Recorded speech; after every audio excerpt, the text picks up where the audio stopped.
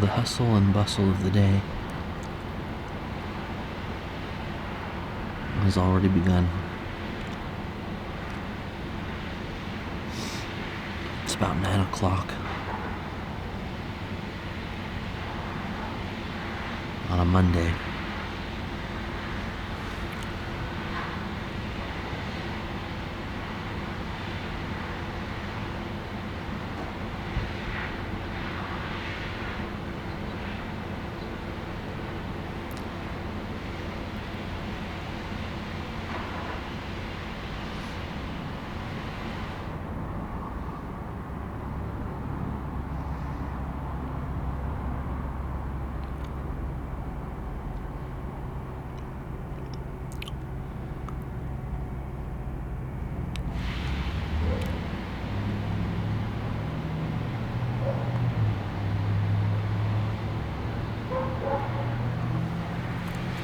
I knew it wouldn't be a good time for quiet.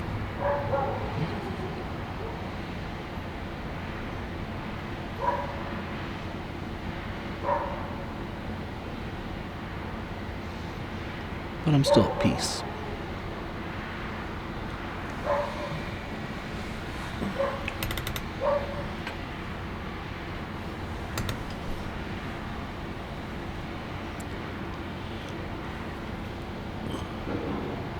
Got the Ashton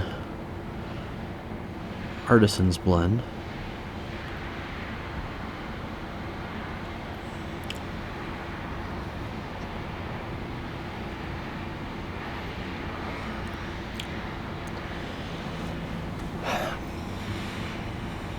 Pleasant English.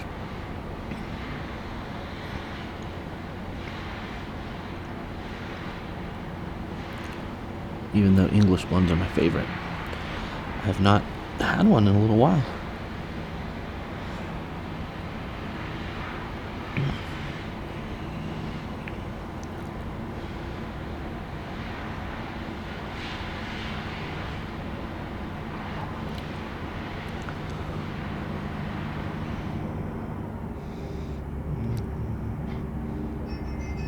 Nice way to kick off the morning, though.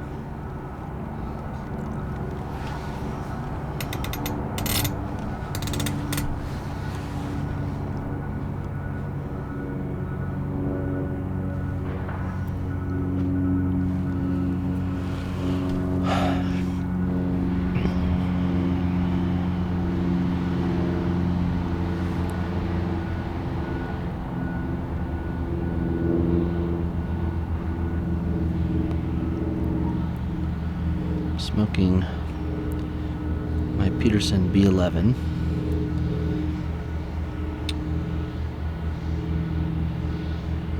And I was thinking about how I've had it for close to 15 years, probably a little less than 15 years.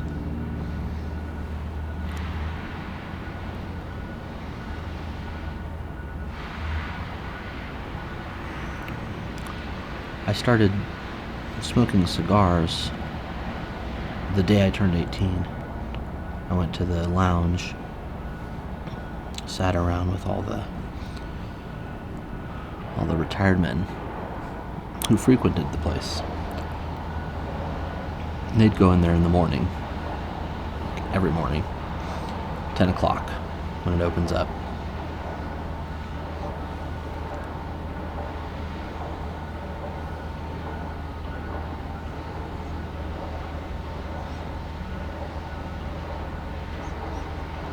But I just went on Wednesdays.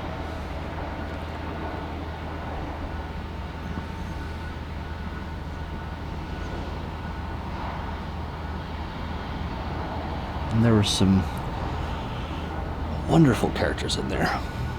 There was an ex-cop named Eric.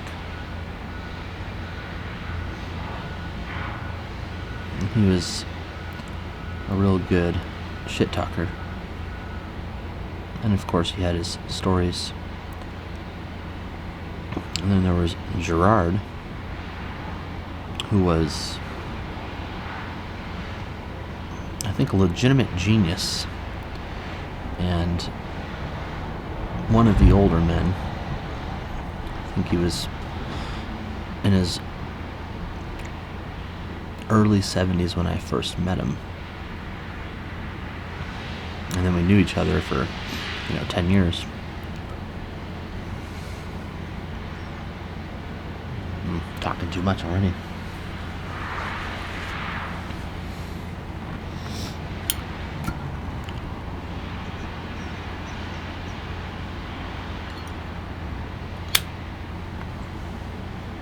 He had stories and fun facts, and talked about rigging up his porch. It was like an electrified his porch basically when he was a kid.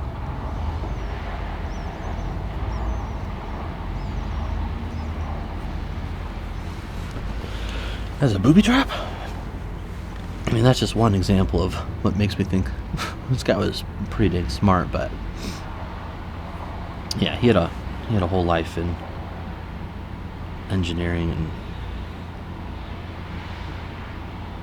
I don't remember the details. But there was another man who was also older, slightly younger than Gerard.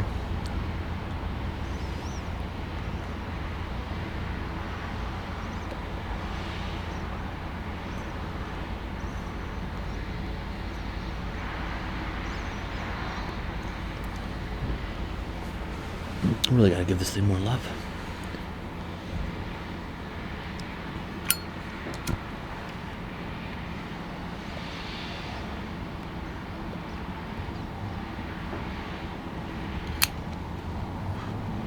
His name was Steve. And Steve was incredibly kind.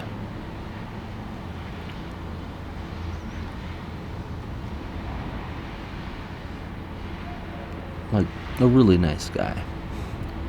Because everyone in there was always talking smack. Steve would chime in a little bit, but I could tell he just had a genuinely good heart.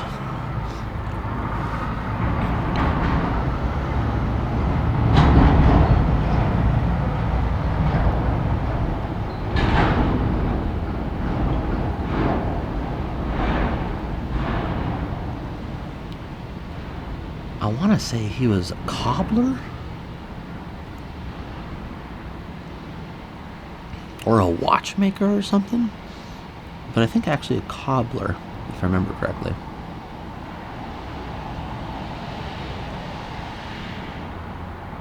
I might be completely making this up. Occupation's not the thing I remember about people. The only reason I'm coming up with ideas is because I remember it was somewhat interesting. It had to do with making things.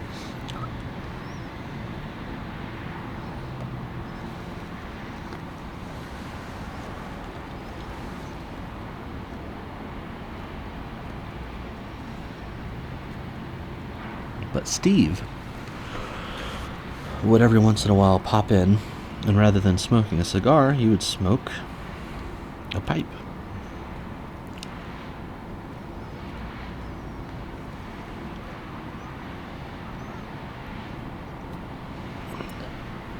And this was, of course, very intriguing to me.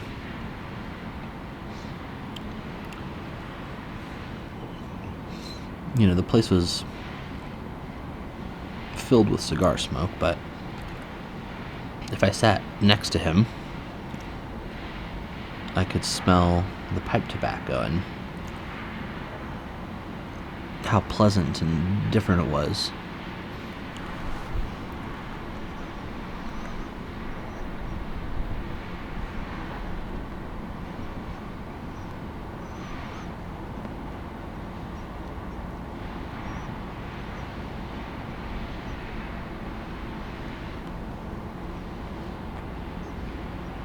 He also just looked cool as shit.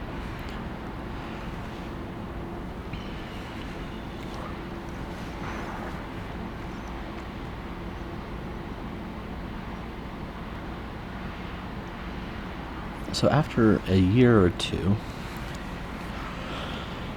I told Steve I would like to also smoke pipe tobacco, and asked him to, kind of show me the ropes. Where should I get a pipe? What do I do? All that.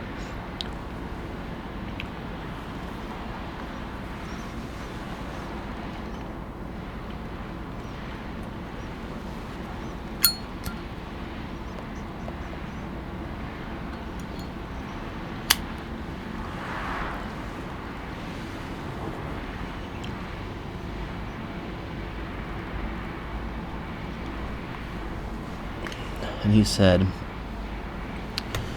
meet me at the Briar Patch.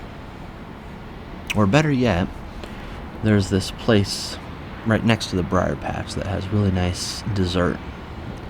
Go in there, have some dessert, some coffee, and then we'll go to the Briar Patch. You get a pipe, I'll tell you what tobacco to get, and I'll teach you how to pack your bowl and everything. So I met up with them, and we had some lovely cakes, like little breakfast pastries and coffee, and it was within walking distance of the Briar Patch. So I went to the Briar Patch.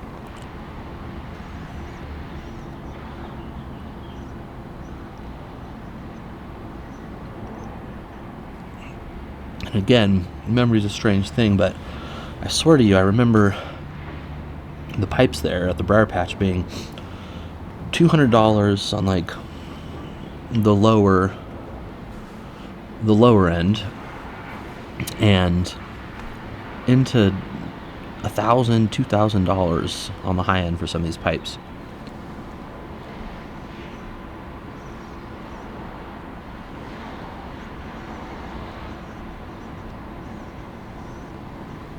And I don't feel like this should be that expensive of a pipe.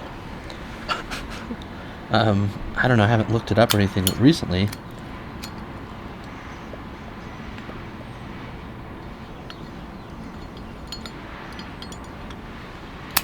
But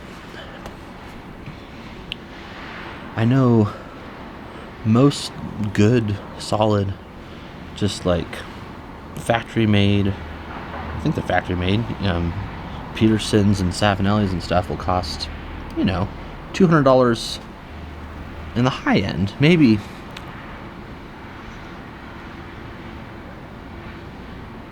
more, at least when I look online at Pipes and Cigars. That's what I'm seeing. But I swear, I want to say I paid over $300 for this. But maybe because I was so young, it felt like more than it was. Anyway, that's not really the point of this story. This is a damn good pipe, and I love it, and I've had it since then. But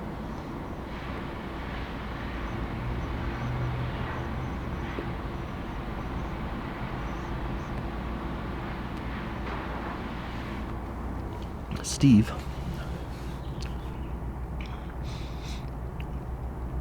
taught me how to pack my pipe. He recommended that I buy Frog Morton's on the Bayou. So that's what I got. And there was just a tin there for sale. So I bought that tin. And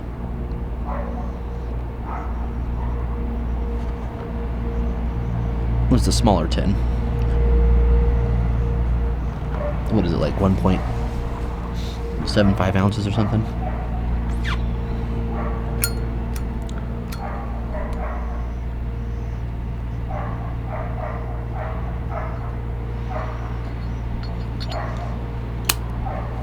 And at the time, this was the first tobacco I ever tasted. I had no idea what I was doing.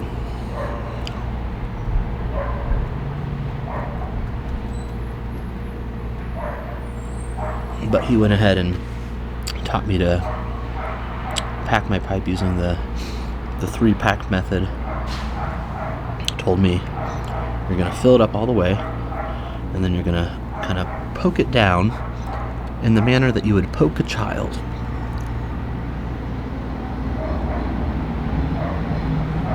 very gently. And then fill it up again.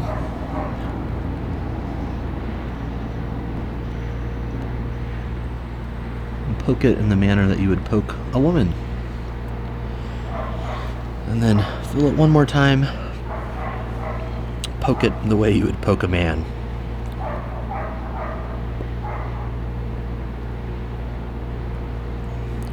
Since then, I've gotten used to just kind of packing it by feel, but that was definitely a good starting point. Anyway, a few weeks later, I want to say,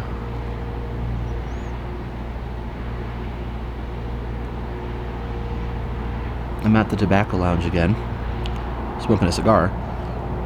Steve's there, also smoking a cigar, but he asks me, "Hey, how do you like that Frogmorton on the Bayou?" And I mean, again, I'm inexperienced, but it's damn good. I've been enjoying it. It's a very nice introduction to the pipe tobacco world. And I let him know it's been great. He says, "Oh, cool, I got something for you." Reaches into his bag and pulls out a huge, I mean, not huge. It's like, I guess, a medium-sized tin. I'm not sure. I want to say like 3 ounces, maybe 4 ounces or something. I don't know tin sizes, but the bigger one of Frogmorton's on the Bayou. And he says, "Here you go. Probably running out."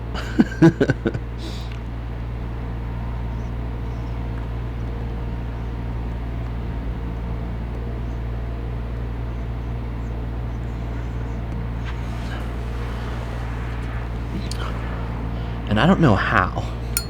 I guess this would be my first experience accidentally cellaring tobacco, in a sense.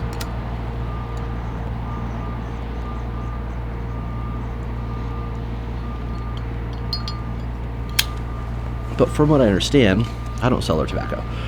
When you do cellar tobacco, you're supposed to keep it sealed, or at least have it in an airtight container, and, you know, all that stuff. I imagine keep it in a dark place.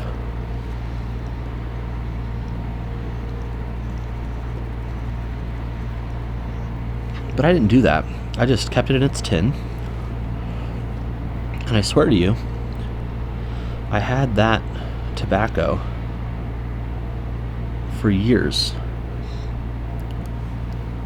I didn't finish it until about 3 years ago when I first moved here to Colorado Springs, and by then Steve had died. So the tobacco that he gifted me, Frogmorton's on the Bayou, lasted longer than he did. And, you know, by the time that I smoked the last of it, I was aware of what I was smoking, and that it was no longer available, and that it was really highly sought after. And oh, damn, was it good. And I don't know how it managed to stay moist and good.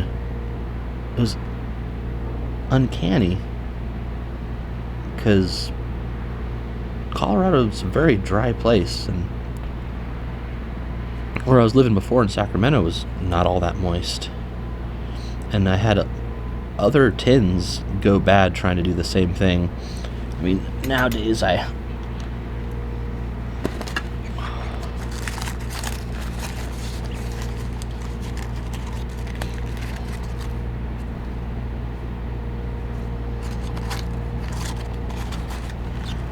stick a little Boveda pack in there, and that does the trick.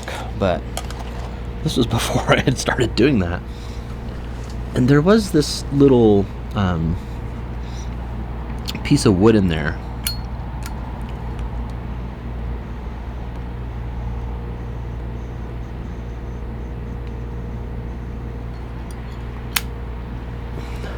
And I don't remember what was going on with that blend in particular, other than it was freaking delicious. And there was some little piece of wood in there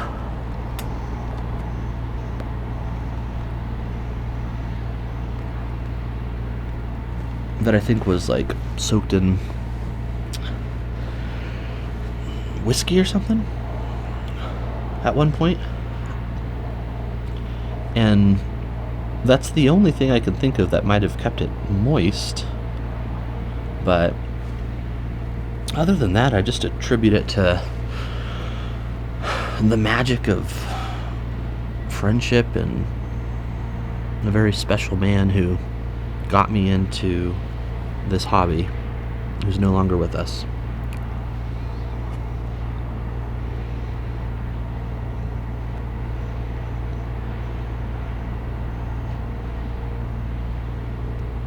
But yeah, I don't know, I hadn't smoked this pipe in a while and it got me thinking about him.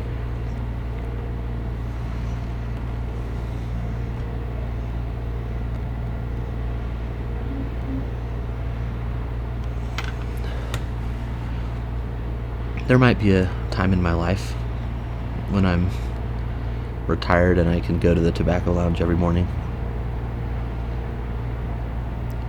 We'll see.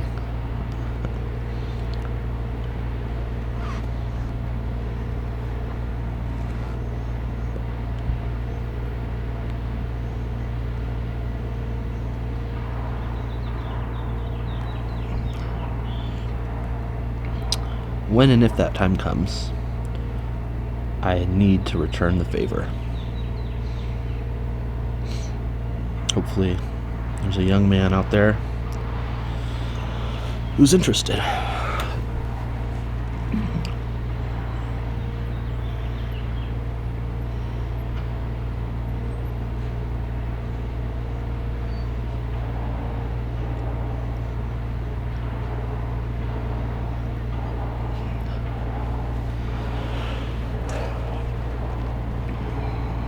I don't know that I've found any unicorns that I would put on the same level as the McClellan stuff.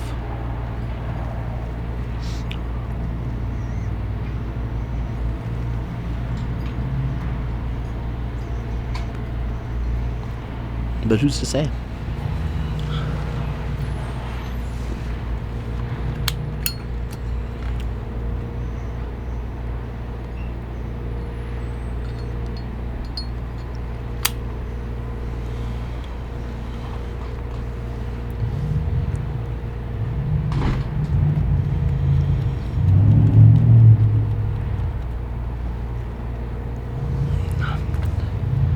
Maybe it's a good reason to start cellaring.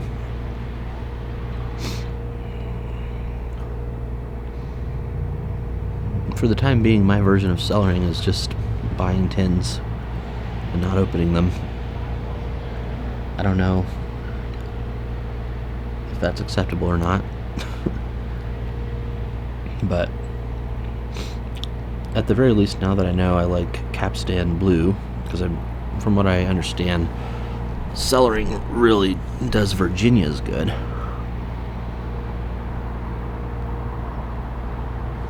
want to get some Capstan Blue and just kind of forget about it for a couple years. See what happens.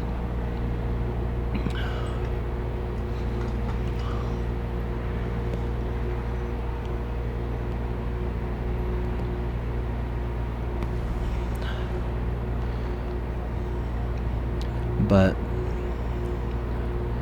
Hobbiton Piper, someone I've mentioned before, was talking about cellaring pipe tobacco.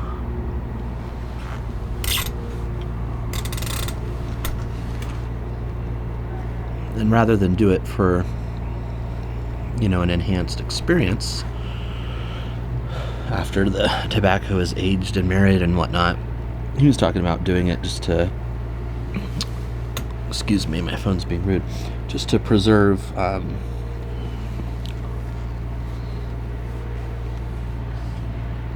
just to have blends on hand that you really love that might disappear, much like the McClellan stuff.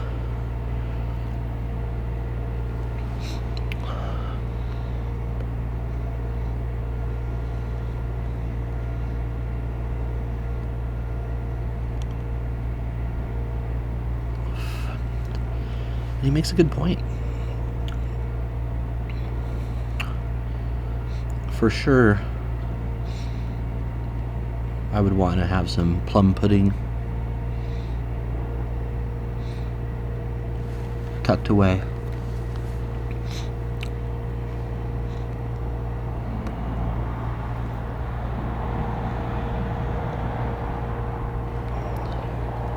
Some old dark fired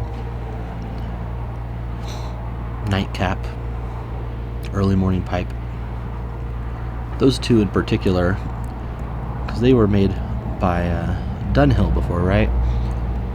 Now Peterson's taken over, but when when Peterson hadn't taken over, that was kind of scary, because those two are some of my favorites for sure.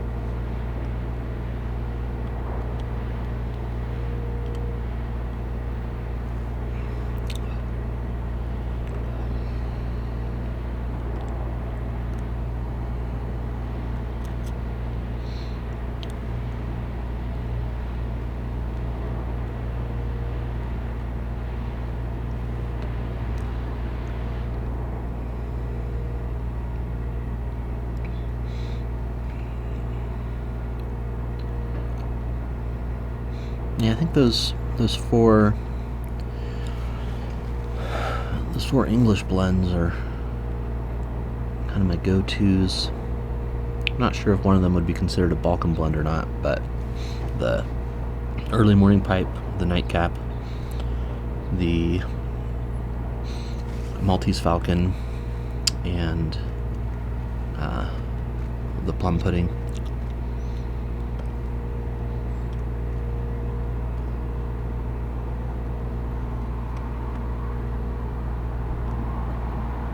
Freaking love those guys.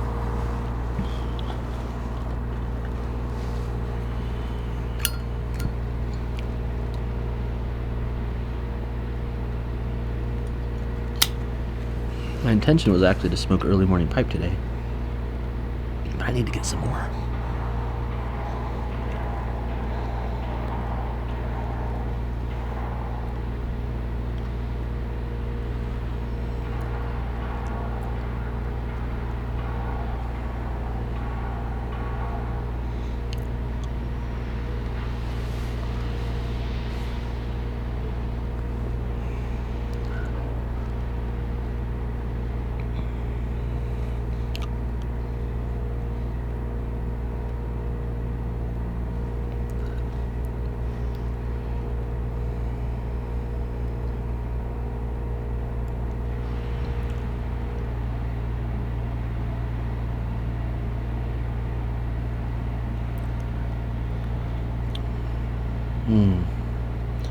This is a good blend, though.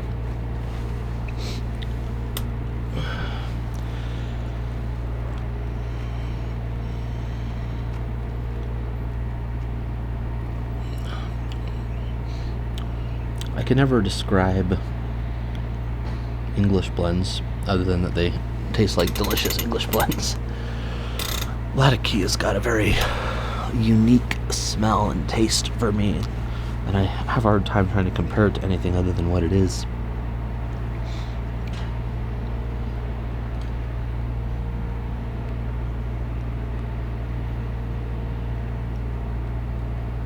But when I first started getting into pipe tobacco and just finding different blends that I liked, that was the one consistency.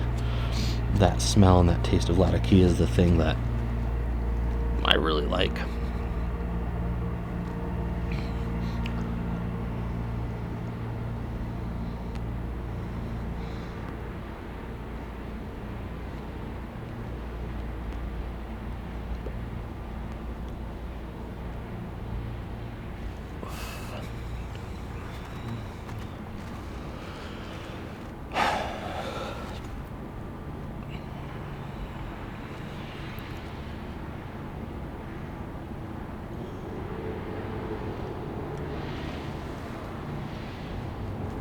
honestly, now I'm really curious about On the Bayou, because I don't remember what kind of tobacco was in there at all. I just remember I freaking loved it.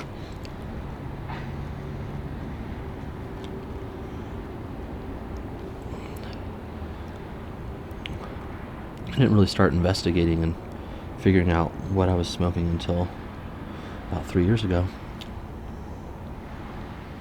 I'm gonna look it up. Figure out what that piece of wood was.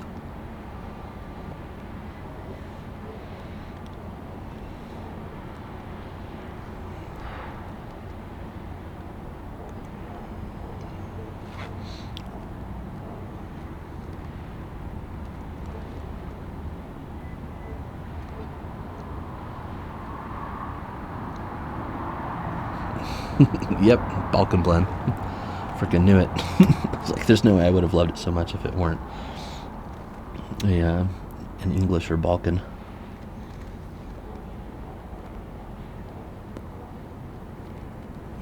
I'm still not sure on the difference there, because this is considered a full-bodied English according to Ashton.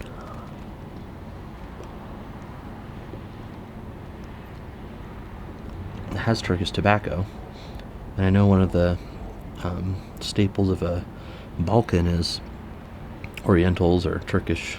I think that they're interchangeable, right? Is it just more of it? Heavier on the Orientals?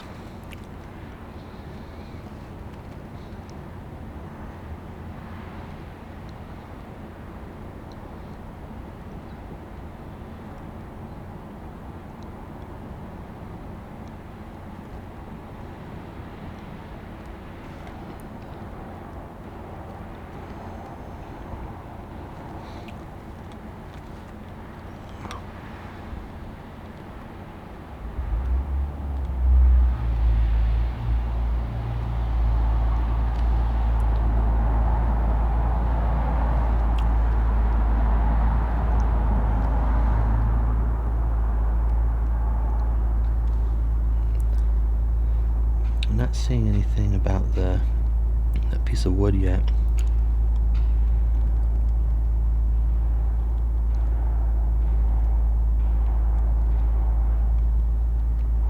Oh, there's Perique in there. That's not always the case. I think there's Perique in plum pudding as well.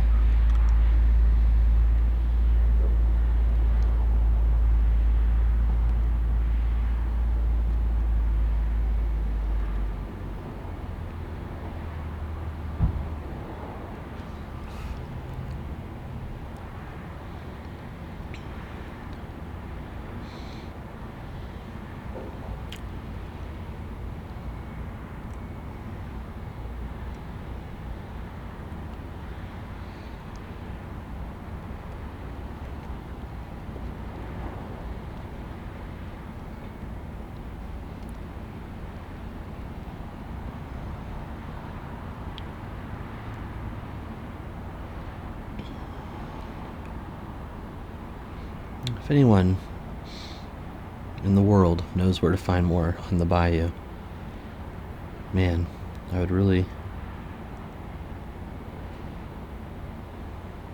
probably be the one blend I'm willing to pay a ridiculous amount for.